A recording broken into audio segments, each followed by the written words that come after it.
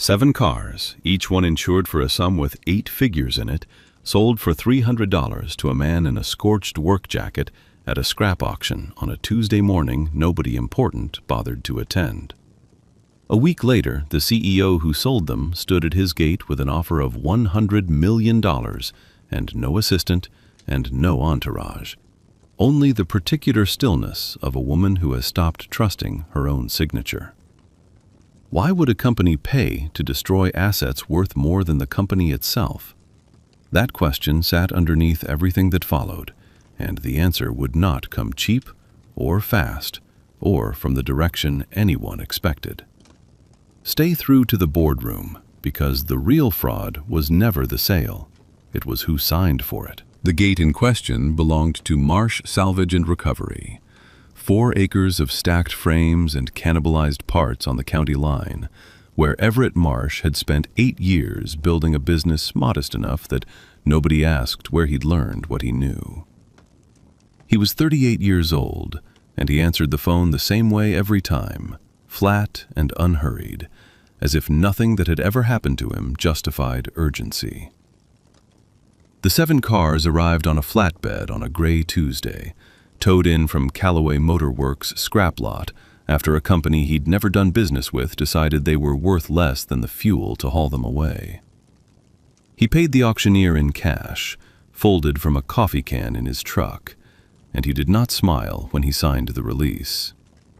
He had learned, a long time ago, that the moment you looked pleased with a deal was the moment someone reconsidered it. He did not know yet what he had bought. He suspected. That was different, and it mattered. Vanessa Kingsley arrived the following Tuesday in a car that cost more than his whole lot, and she did not get out right away. She sat behind the glass for a long moment, watching a man in a canvas jacket wipe grease from his hands with a rag that had been white in some earlier decade. And she thought, before she caught herself thinking it, that he did not look like a man who should be able to name his own price. Then she got out, and she said the number out loud, $100 million. The way a person says a number they still don't quite believe, testing its weight against the wind coming off the salvage rows. Everett didn't answer at first. He looked past her at the 7 cars parked in a neat line along his back fence, each one under a tarp he'd cut and hemmed himself. And he said nothing that gave her anything to work with. What she did not know, what she could not have known, standing at a gate she'd never had reason to visit, was that the man in front of her had once held a badge with her family's name on it, had once had his signature on a patent that still ran, quietly, underneath every car her company built. She had erased that signature herself, or someone had erased it for her, 8 years before this gate, this offer, this particular gray morning. She would learn why the cars mattered. She would learn it slower than the audience watching this unfold, and she would learn it from him, in his own time, at his own pace. Because that was the only pace Everett Marsh had ever worked at, and it had taken him 8 years to stop apologizing for it.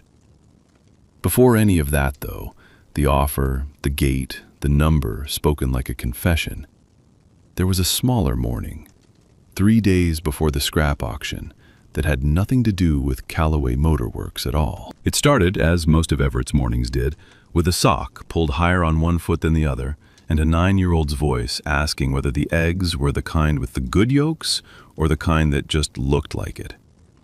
Josie Marsh ate her breakfast standing at the counter because she said sitting down made the morning go slower. And Everett let her believe that, the way he let her believe a lot of small, useful things. He drove her to school in the tow truck because the sedan was down a starter motor he hadn't gotten around to. And she liked the tow truck better anyway, she said, because you could see everything from up there. He kissed the top of her head at the drop-off line, and she let him, still at 9, which she understood was a mercy with a shelf life. The toolbox in his shop had a crayon drawing taped inside the lid. Had one for 4 years running, each one replaced by a newer one when Josie decided the old one had served its purpose. The current one showed a truck, badly proportioned, towing something that might have been a boat or might have been a whale, with a stick figure at the wheel, wearing what she'd clearly intended as his jacket, the one with the burn mark on the cuff. He looked at it every morning before he opened the box, the way another man might check a mirror before leaving the house. It was not sentiment, exactly. It was closer to a compass heading. The valuation sheet lived in the glove box of the tow truck, folded into quarters so old the creases had gone soft as cloth. One corner scorched black and curled where a prototype housing had caught fire on a test bench 8 years and 1 lifetime ago. He did not take it out often. He took it out on mornings like this one, before the scrap auction he hadn't yet decided to attend, when the shop was quiet and Josie was at school and the only sound was the tick of a cooling engine 2 bays over. The sheet listed a design credit under his name in a font from a company that no longer used it, for a regenerative drivetrain architecture that Callaway Motor Works still built cars on top of. Unknowing or willfully forgetting, he had never been sure which. Adeline used to fold the sheet for him, back when it was new enough to still make him angry. She had a way of taking a piece of paper out of his hands mid-sentence, before he said something he'd regret, and folding it smaller, like she could shrink the thing itself down to a size he could carry without it cutting him. She had been gone 4 years now, taken slow by an illness that gave them enough warning to say everything, and not enough time to feel finished saying it. He still heard her sometimes, not as a haunting, just as a habit of thought that hadn't broken yet. A thing is only scrap once you stop listening to it, she used to say. Usually about some engine he'd sworn was dead, and he had never once known if she meant the cars or him. He folded the sheet back along its old creases and put it away, and went to look at 7 cars nobody wanted. The auction lot outside Callaway Motor Works' back gate was not the kind of place anyone photographed. Folding tables, a portable PA system, a scattering of buyers who dealt in scrap tonnage, and nothing finer than that. Everett stood at the edge of it in his canvas jacket, sleeves rolled twice, and watched Vanessa Kingsley arrive with Thaddeus Aldington a half step behind her. Both of them dressed for a boardroom that had nothing to do with this gravel lot. Aldington did the talking. He always did, at events beneath Vanessa's attention, which this one apparently was. 7 units, non-operational, insurance lapsed. Aldington read from a clipboard, the words coming out with the bored precision of a man reciting a shopping list. Sold as is, sold as scrap. Opening bid, $100. He glanced up, found Everett's jacket before he found his face, and something in his expression settled into a kind of pleasant contempt. The look of a man confirming what he'd already decided about a stranger. 300, Everett said. A ripple of quiet laughter went through the handful of other buyers. Not cruel exactly, just the reflexive amusement of men who dealt in weight and margin, watching someone offer real money for dead metal. Aldington's mouth curved. Sold, he said, already turning away, already back inside whatever more important conversation he'd stepped out of. Vanessa hadn't even looked at the cars directly. She had looked at her phone twice during the reading of the lot number, tapped 2 fingers against her forearm in the rhythm of someone reciting figures she hadn't personally verified. And when Aldington murmured the sale price to her, $300, all 7, she'd said only, "Fine, get the paperwork clean," and turned back toward the building. She did not ask why a man in a burned jacket wanted 7 dead prototypes. She did not ask what he did for a living, or where he'd learned to stand so still while everyone around him hurried. It did not occur to her that stillness could be a kind of credential. She had grown up inside a company that measured a person's worth by the cut of his suit and the size of his last deal. And Everett Marsh, in that gravel lot, registered to her as background. The kind of man who appears in a transaction and disappears from memory before the ink dries. Aldington, for his part, watched the flatbed get loaded with something closer to satisfaction than indifference. though he was careful not to let it show. He had reasons of his own for wanting those 7 cars gone from Calloway's books entirely. Reasons that had nothing to do with their scrap value and everything to do with a buyout vote 7 days out. But nobody in that lot was positioned to ask him about it, least of all a salvage man with $300 in cash and no discernible standing to question anything.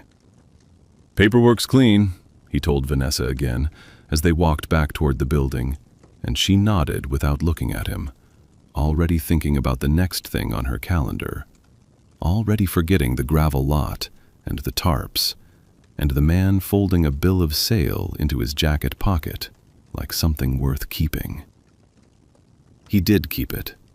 He kept it the way he kept everything that mattered, without ceremony, without announcement. He drove the flatbed home himself rather than pay a hauler, backing it slow along the fence line so Josie's swing set stayed clear. And he did not tell her what was under the tarps. Not yet. Because there was nothing to tell until he knew. What he knew, standing in his own yard that evening with the sun going orange over the stacked frames, was a feeling he had not let himself feel in 8 years. The specific, quiet recognition of a shape he had drawn himself, long before anyone in that gravel lot had learned to spell his name. He did not touch the first car for 4 days.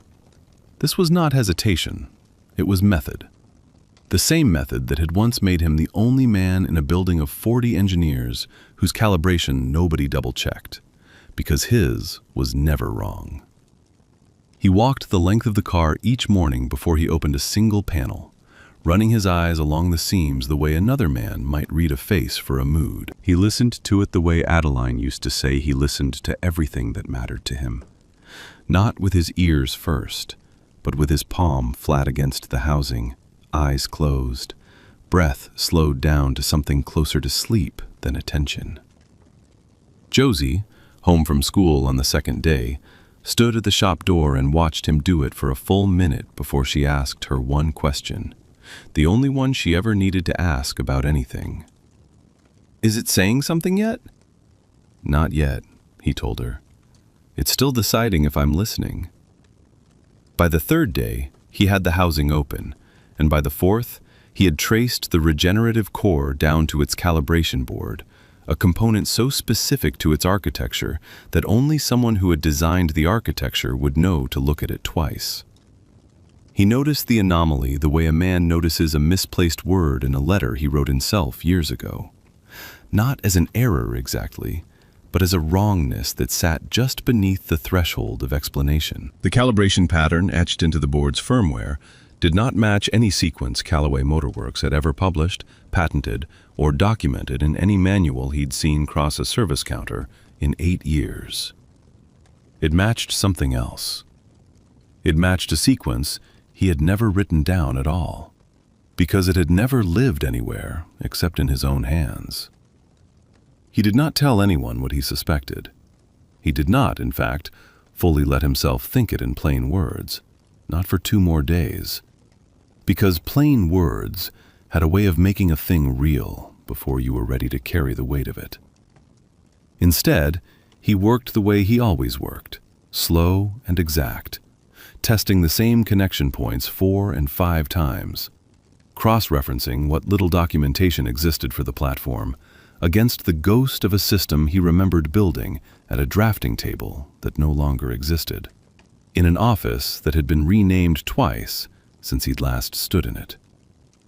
The other 6 cars sat under their tarps, patient, and he let them wait. He had learned, over 8 years of resurrecting things other people had given up on, that a machine rushed into diagnosis lies to you, and a machine given time tells you everything, eventually, in its own order.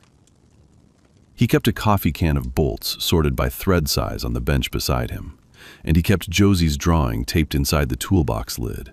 And some evenings, he sat with the burned valuation sheet unfolded on the bench under the shop light, not reading it so much as keeping it near, the way you keep a photograph near while you work on something the person in it once cared about. On the 5th morning, before dawn, before Josie's alarm, He sat alone with the calibration board and admitted to himself, in the particular silence of a man conceding a fact he has spent 8 years distrusting, that he recognized the sequence because he had written it. Not on paper, in sequence, in feel, in the specific rhythm of adjustments a hand makes when it has done something so many times it no longer consults the mind for permission. He had built this. Not a version of this, not something similar to this. This exact, undocumented method for coaxing a regenerative core back from a dead stop. A method he had never filed because filing it would have meant explaining, in writing, something that lived only in muscle and patience. He thought of Adeline then, not as grief exactly, but as a kind of company. She had sat across from him at their kitchen table 8 years ago, the week after the merger papers came through and his name came off the patent filing without so much as a phone call. And she had said the thing she always said when he threatened to let a wrong sit unaddressed, because addressing it seemed like too much noise for too little certainty.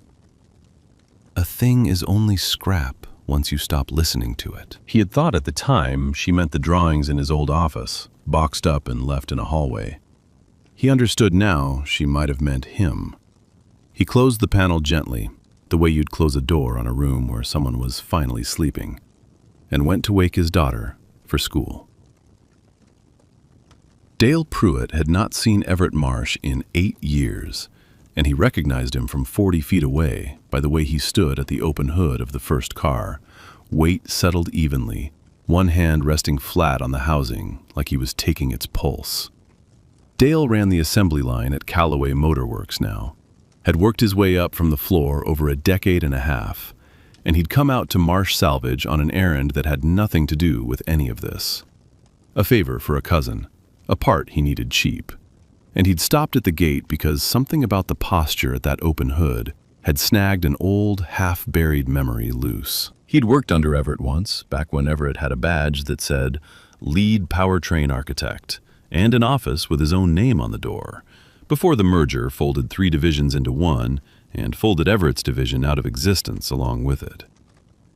You're going to want to step back, Everett said, without turning around, in the same flat, unhurried voice Dale remembered from 15 years ago. And then he did the thing Dale had once watched him do 100 times and had never seen anyone else manage even once.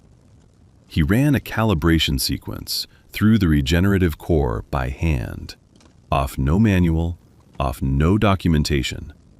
A rhythm of inputs that had no business working on hardware this specific. And the dashboard display, dead for who knew how long, blinked once, then steadied, then held. Dale didn't say anything for a long moment. He just looked at the display, and then at Everett, and then, slowly, at the burn-scarred cuff of the jacket Everett was still wearing after all these years. That's the Marsh sequence, Dale said finally, quiet, like he was confirming something to himself more than telling Everett anything he didn't already know. I sat in the room when you developed that. Nobody ever wrote it down because you said if you wrote it down, some accountant would try to automate the feel out of it. He shook his head slowly. They took your name off the patent, Everett. I saw the filing. Some holding company owns the credit now.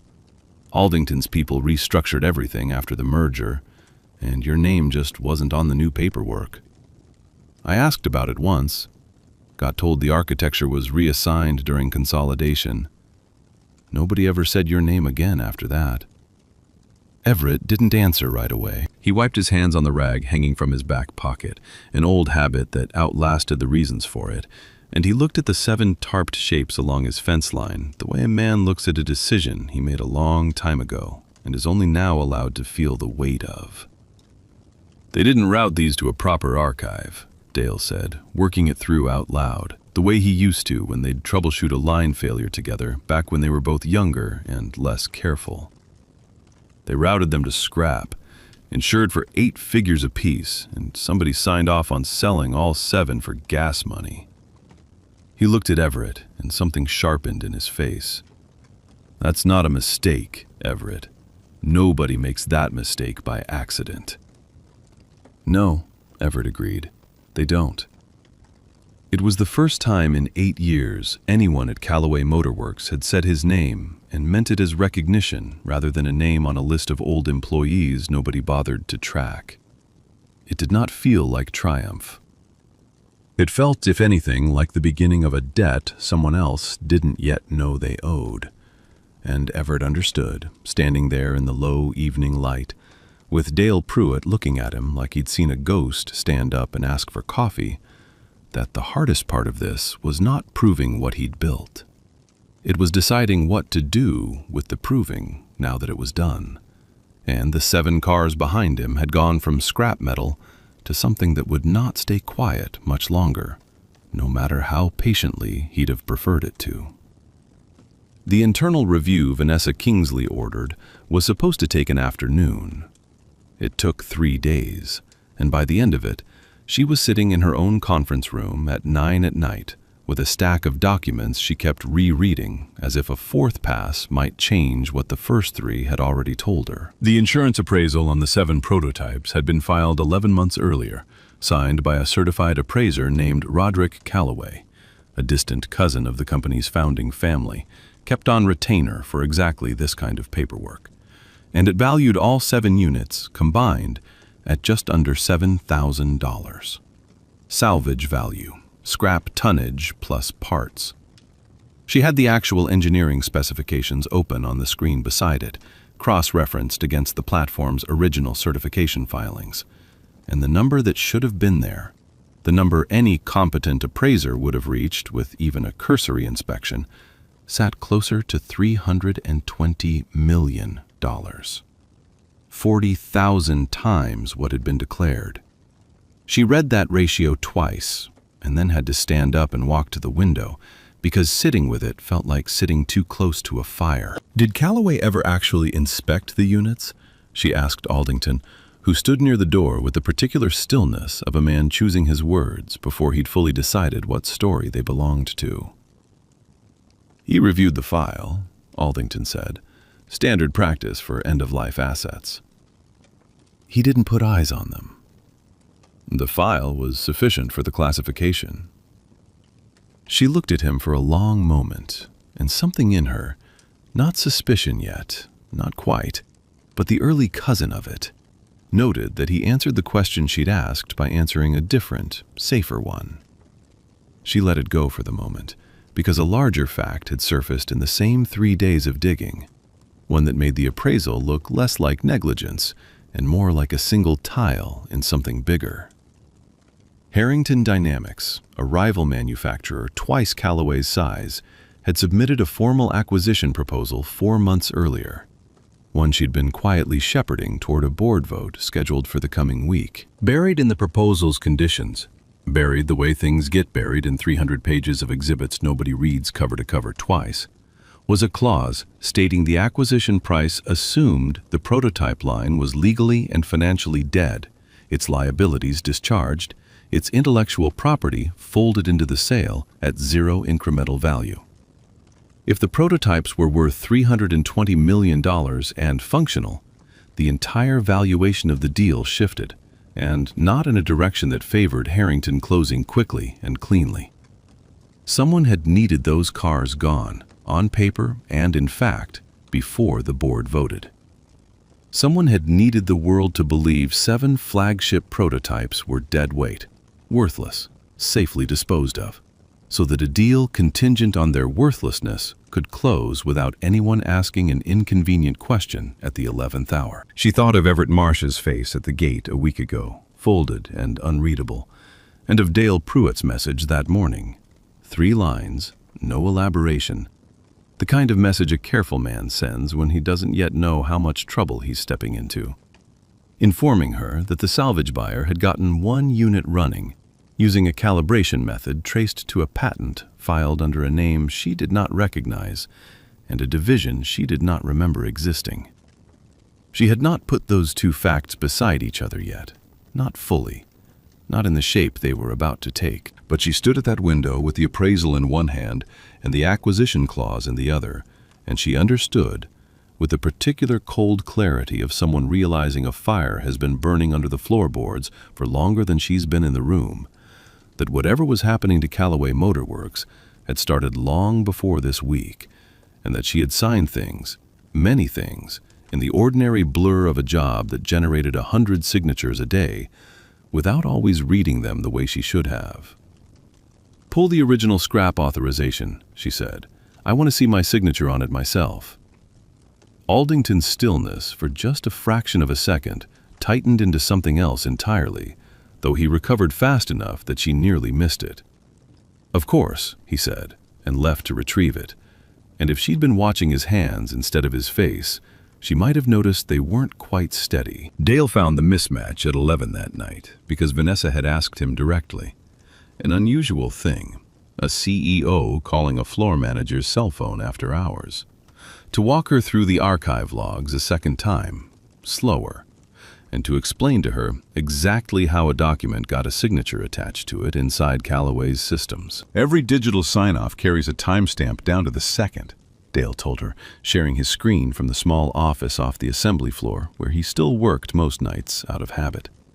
"And every signature's tied to a login session. So if you signed the scrap authorization, there will be a session record showing you logged in, opened the document, and applied your signature, all inside a window of a few minutes." He pulled up the file. "Here's your signature, applied at 6:14 in the morning, 8 days before the scrap sale." "I don't come in at 6:14, Vanessa said. "I'm rarely in before 8. "Neither is anyone, usually," Dale said. "But here's the thing that took me an hour to notice, because it's small." He zoomed the timestamp in until the seconds column was legible. "Your badge log, the physical building entry log, separate system, doesn't talk to the document system at all. Shows you didn't badge into this building until 7:51 that morning. You signed a document, on paper, in the system's record, an hour and 37 minutes before you physically arrived." The silence that followed had a different texture than the silence in the conference room 3 nights earlier.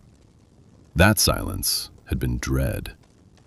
This one was closer to vertigo, the specific, floor-tilting quiet of realizing the ground you've been standing on has been someone else's construction the entire time. "Someone used my credentials," she said. "Someone with access to your login in about 4 minutes alone with an unlocked terminal," Dale said. "There's only a short list of people who'd have both." He didn't say the name. He didn't have to. They both already knew whose office sat closest to hers, whose calendar showed him arriving each morning before anyone else, who had personally walked the scrap authorization through to signature and personally assured her the paperwork was clean. Vanessa sat back slowly, and for a moment she looked less like the third-generation head of a company and more like a woman doing arithmetic she badly wished came out differently. Thaddeus Aldington had forged her signature to push a scrap sale through 8 days before a board vote, on assets a rival acquisition needed dead.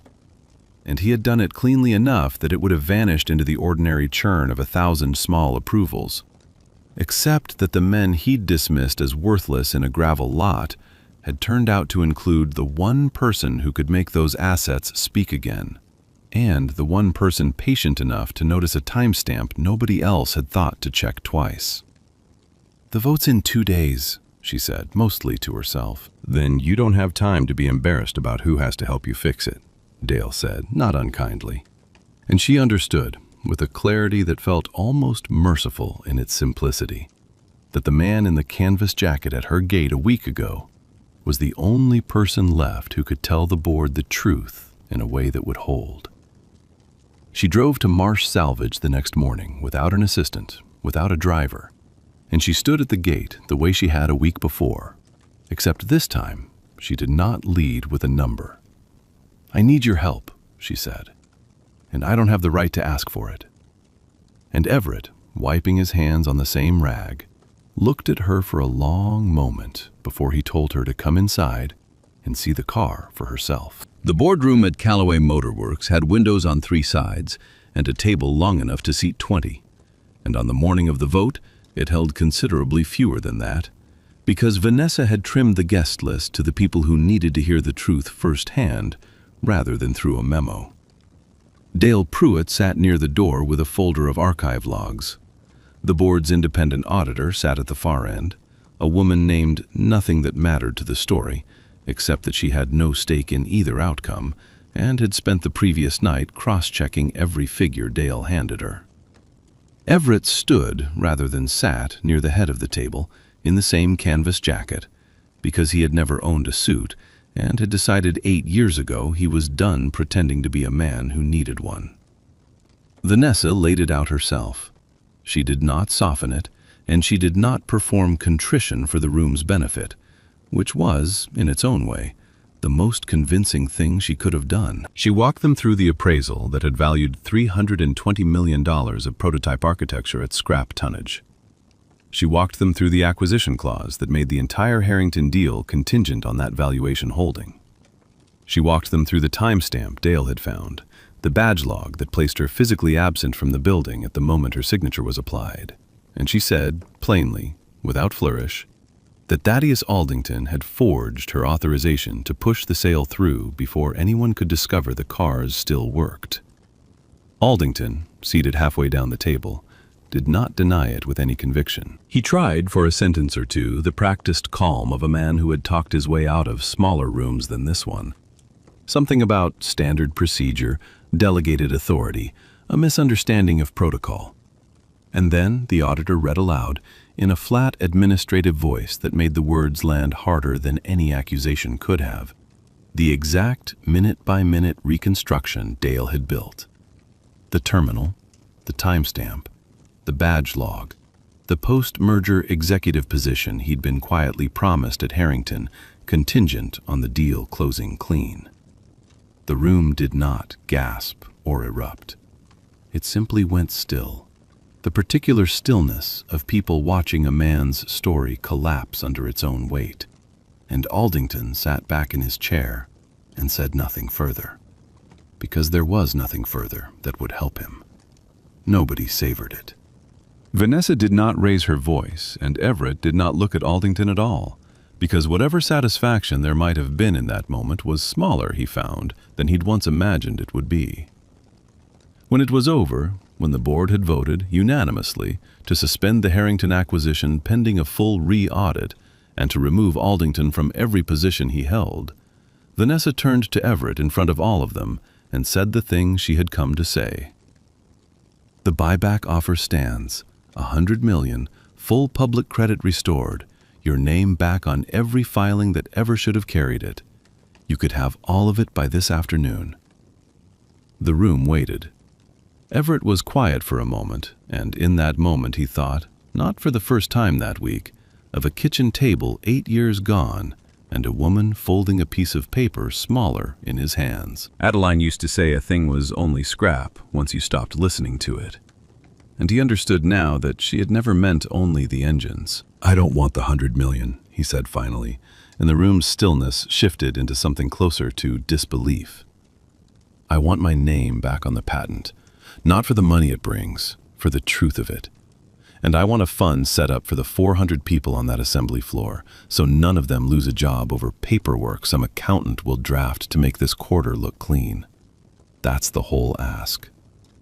He glanced briefly at Dale, who had believed him before anyone else had reason to. "Everything else, you can keep." Vanessa studied him the way a person studies something they've badly misjudged and are only now permitted to see clearly. And whatever she said next, a quiet agreement, a request that he stay on to consult, an acknowledgement that his answer had shamed her more than any accusation could have, mattered less than the plain fact of the moment itself. A man who had been erased once, cleanly, without ceremony, had been handed the chance to take it all back, and had chosen, instead, to take only what was true. Spring came to the salvage yard the way it always did, without announcement, Green pushing up through the gravel along the fence line, where Josie liked to walk barefoot, before Everett told her to put her shoes back on. The consulting bay he'd built onto the side of the shop that winter was small, just enough space for a bench and a terminal, and the quiet understanding, printed nowhere but honored everywhere, that Callaway Motor Works Archive Division now ran its authentications through a man who answered his phone the same flat, unhurried way he always had. Dale Pruitt came by most Fridays, ostensibly for parts, mostly for coffee and the kind of conversation two men have when they've spent 8 years apart and don't feel the need to fill the silence between sentences. The framed pieces hung together on the shop wall, just above the workbench, where Everett could see them without having to look for them. The valuation sheet, its corners still scorched black, still folded along creases gone soft as cloth, matted now behind glass instead of riding loose in a glove box. Beside it, Josie's crayon drawing. Not the truck and whale one anymore, retired to the toolbox lid where a newer drawing now lived, but an older one she'd made the week the 7 cars first came home. 7 boxy shapes lined up along a driveway, under a sun with a face on it, and underneath, in the uneven print of a 9-year-old learning to write in a straight line, Dad's Cars. She had drawn it before she understood what any of it meant, before boardrooms and timestamps and a $100 million offer she still didn't fully grasp the size of. And Everett had known, the moment she handed it to him, that it belonged beside the sheet, not instead of it. 6 of the 7 prototypes had gone back to Callaway, restored properly, credited properly, each one now carrying a small stamped plate near the drivetrain housing that read simply, Architecture, E. Marsh. A line that had not existed on any Callaway vehicle in 8 years, and would not be removed again. The 7th car sat in Everett's own driveway, because he had asked to keep one, and Vanessa had not argued.